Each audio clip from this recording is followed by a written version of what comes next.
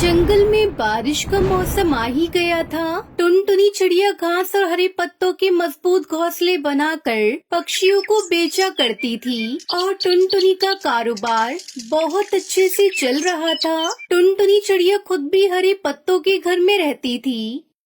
टुनटुनी चिड़िया, तुम बहुत अच्छी हो। तुम्हारे बनाए हुए घास के घोंसले बहुत अच्छे होते हैं और तुम्हारे दाम भी एकदम मुनासिब है। टुनटुनी, तो हम पक्षियों का बहुत ख्याल रखती हो और तुमने कितने साल से घरों के दाम भी नहीं बढ़ाए। वो इसलिए पक्षियों क्योंकि मैं तुम्हें मुश्किल में नहीं डालना चाहती। मेरा घर तुम पक्षी आराम से खरीद लेते हो और मुझे मुनाफा भी अच्छा खासा हो जाता है। वहीं उसी जंगल में कालू कौवा भी रहा करता था। कालू कौवा काफी आलसी था और कोई कामकाज नहीं करता था। सुंदरी कौवी कालू कौवे से बहुत परेशान थी। अरे कालू जी, आपने मुझे बहुत परेशान कर दिया है। मैंने अपने पापा को बुलाया है, अब वही आपको सबक सिखाएंगे। हाँ, बुलाओ बुलाओ सुंदरी, मैं तुम्हारे बाप से बिल्कुल भी नहीं डरता। उसी समय सुंदरी का बाप कड़कनाथ सेठ वहाँ आ जाता है। और कालू कौवे, मैंने सब सुन लिया है, परंतु मैं आखिरी बार कहने आया हूँ कि कोई काम धंधा कर लो, वरना मैं सुंदरी कौवी को हमेशा के लिए अपने साथ ले जाऊंगा। हाँ पापा, मैं भी कामचोर कालू जी के साथ बिल्कुल भी नहीं रहना चाहती। ये तुम क्या कह रही हो सुंदरी? मैंने टुनटुनी चिड़िया का कारोबार देखा है। टुनटुनी चिड़िया पक्षियों को मजबूत घर और घोंसले बना कर देती है। मैं भी यही चाहता हूँ कि मैं भी टुनटुनी चिड़िया की तरह यही कारोबार करूँ। बस आप मुझे लकड़ियाँ दिलवा दे और मैं खूब मेहनत करूँगा। लकड़ियों के पैसे भी मैं लौटा दूंगा। ठीक है कालू कौवे, लेकिन ये तुम्हारा आखिरी मौका है। मैं तुम्हें लकड़ियाँ खरीद कर दे देता हूँ, परंतु अब से तुम बहुत मेहनत करोगे।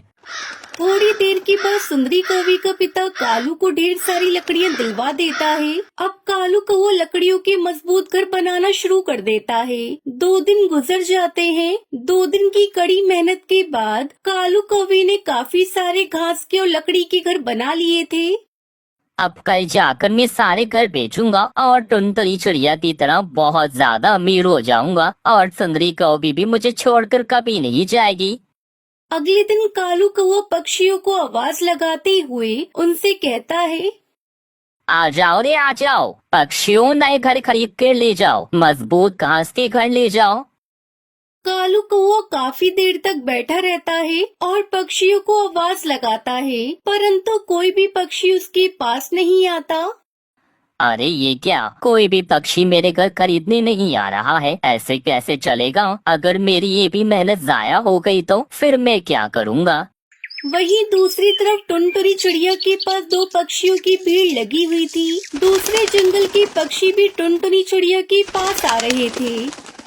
अरे टुनटुनी चिड़िया, तुम्हें पता है कालू कौवे ने तुम्हारे घर बेचने की दुकान खोली है, परंतु हम पक्षी तो सिर्फ तुम्हारे ही घर खरीदेंगे क्योंकि तुम्हारे घर बहुत मजबूत होते हैं। टुनटुनी चिड़िया, अब से तुम जल्दी से मेरे पेड़ पर एक घास का पक्का घर बना दो ताकि मैं अपने घर में सुकून से रह सकूं। कालू कौवा टुनटुनी चिड़िया के चलते धंधे को देखकर काफी ज्यादा जलता था। टुनटुनी चिड़िया ने सारे पक्षियों को अपना ग्राहक बनाया हुआ है घोंसले बेचकर। कोई भी पक्षी मेरे घर नहीं खरीद रहा। मुझे किसी भी तरह सभी पक्षियों को अपनी तरफ लाना होगा और ये तभी मुमकिन है जब टुनटुनी चिड़िया अपना कारोबार बंद कर दे। मैं टुनटुनी चिड़िया का ये घर बनाने का कारोबार बंद करके ही रहूंगा। बस फिर क्या था, कालू कौवा हरिया तोता के घर के पास जाता है। ये तोते का घर टुनटुनी चिड़िया ने आज ही बनाया है, अब आएगा मजा। फिर कालू कौवा हरिया तोता के घर में न होने का फायदा उठाकर उस घर पर जोर जोर से उछलता है, जिस कारण वो घर काफी कमजोर हो जाता है। बस ये घर बहुत ज्यादा कमजोर हो गया है, कुछ देर में ये घर टूट फूट जाएगा। ये कहकर कालू कौवा वहाँ से चला जाता है। कुछ ही देर में हरिया तोता वहाँ आता है। उसका घर तो नीचे गिर के टूट चुका था और उसके अंडे भी उसके अंदर दब चुके थे।